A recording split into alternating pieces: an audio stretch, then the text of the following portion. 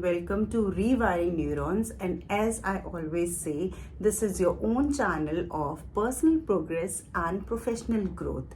So, continuing with the series of emotional intelligence, here I am, Dr. Anjay Shukla, who specializes in NLP coaching, and I'm an NLP practitioner. I'm also an emotional intelligence coach, and I'm a behavioral analyst and a life coach. So, welcome back to the series, and I hope you are having a great time learning about emotional intelligence. As you know, we have been discussing about emotional intelligence since last few days. So today is my favorite part when I say as far as emotional intelligence is concerned, because this is the last leg of emotional intelligence model of Daniel Goleman. This is the fifth step, which deals with relationship management or social management, because earlier we talked about social awareness. Now we are going to talk about social management. Now, since we are aware, social awareness is knowing about people, understanding people, being a very good listener, and then trying to understand them, trying to get into that empathetic mode and everything. So before moving on, I'll just like to, state a quote by Linda Field. In her book, she stated, in her book named The Steam, Cecil Steam, she stated that the ways that people treat us are reflections of the ways we treat ourselves. And this is a quote which is very close to my heart, because this quote very clearly says that if you want respect from people around you, you need to start giving that respect to yourself. Because if you don't respect yourself, you can never expect others to respect you. So with this quote, we will start with relationship management section of emotional intelligence. So before diving into how can we, manage our relationships, or how can we manage the social relationships in general, let's quickly try to divide the types of relationship which we have around. So we can say that we have a professional relationship, we have personal relationship, and we have got a relationship which is known as a friendship. So these are the three categories, and I believe we need to categorize, and we need to know the limits of each relationship. Again, few people may find it a little weird, what is the boundary in relationship? There is no boundary, but believe me, there is. And if we know it, first of all, and second, if we respect it, probably we can go a long way as far as our relationships are concerned. So before going ahead, now let's talk about why people get into relationship. See, a lot of when I ask you why you have friends, people say that we don't have a reason of having friends. We just are friends. We have nothing to give and take or something like that. But I say, even if you are a friend, you give and take your emotions. You need to talk a lot of things which you cannot talk to everybody, so the people are listening to you, you are listening to them. This is a give and take relationship, because if you don't believe me, you stop listening to your friend, and second day you will find that your friendship is loosening up. So even if you are friend, you are giving, taking emotions, you are giving, taking energies. So we form relations because we want companionship. We form relations because we want to belong somewhere. We want love. We want affection. We want acceptance. So, and this is something which improves our, sense of belonging. It builds our rapport. In fact, we find a lot of identity also because of few relations in our life. So there are various reasons why people get into relations. In fact, after getting into relations, as I say, there are few relations which work for some time, and there are few relations which work for even longer. But very few relations literally work for a lifetime. Now, why this happens that relationships fail? Have you ever wondered? Because I wonder at times, and then probably I realize the fact that relationships fail because of a number of reasons. See, one can be our unrealistic expectations. Second can be we don't specify our boundaries. Sometimes a lot of dependency is there on the other partner, and the partner starts feeling suffocating.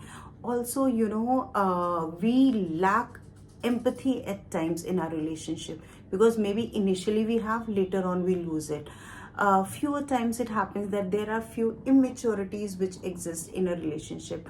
Also, poor communication, or I'll say lack of communication, or in fact no communication at all. So communication is the basic building block of any relationship, is what I believe. So if there is a lack of communication, the relationship slowly and steadily dies.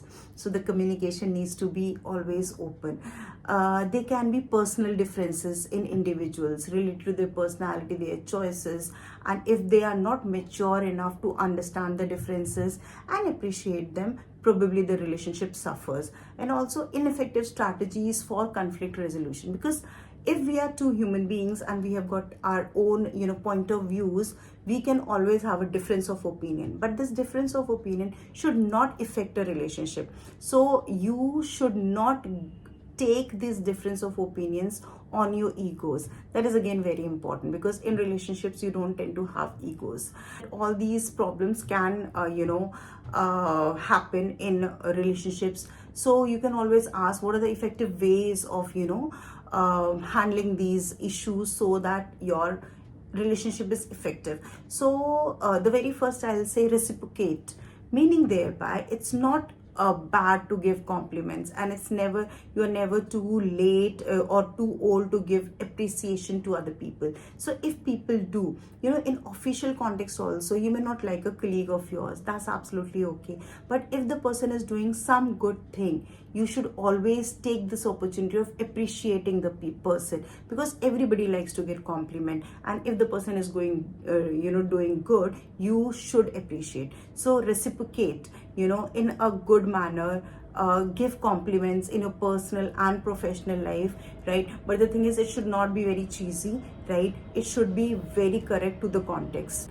And to have a strong relationship, I think there are few skills which is required, which I told in the last video also: empathy, listening skills, adaptability. So if you want that the relationship should continue for longer time, listen carefully, understand, and then if there are issues, address those issues before it's too late. Also in relationship, I believe trust is very important.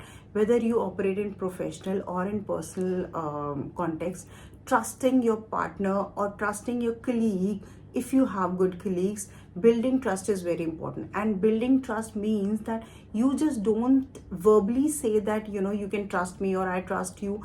The trust is always seen in the actions. So always observe the actions of a person before you start trusting that person, and don't literally trust people very soon. Again, this is one of the advice. In fact, I was reading a research paper which said that you need at least 1.5 years time before you start trusting people around you. So trust people, but again, the trust should not be blind. Take your time to trust people.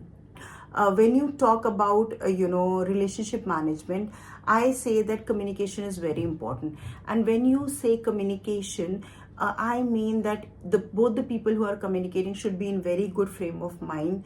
They should be in an environment which is non-judgmental. They should have an open mind to listen and appreciate each other's opinion, right? And they should not criticize while they are communicating. So communication has to be to solve a problem rather than getting into an argument. So with that frame of mind, if you communicate, obviously you can always solve a problem rather than creating issues in the relations. Also, I say that you need to know the boundaries. So I feel official context as well as personal context, knowing the boundary is very important, and not crossing them is again very important. And in all the relations there are boundaries. You need to find it out and respect those boundaries, whether it's in terms of privacy or otherwise. Knowing the boundary and respecting them is very important.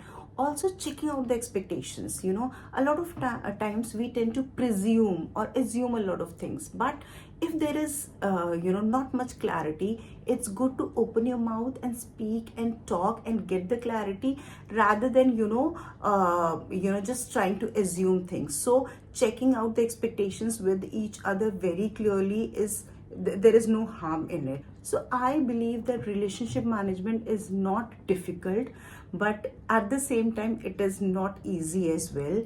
The efforts has to be put from both the sides, from both the partners, or in fact if you talk in official context, from all the peers. Equal efforts have to be put in if we want to have a cordial relationships, and if we want to be productive in the organization, and if we want our personal lives to be excellent, we need to manage our relationships very effectively.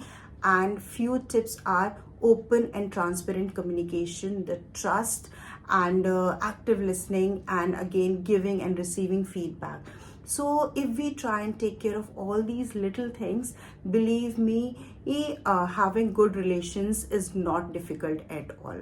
So I believe that there was some learning out of this video, and I really appreciate all your feedbacks and all your appreciations. So thank you so much, and God bless.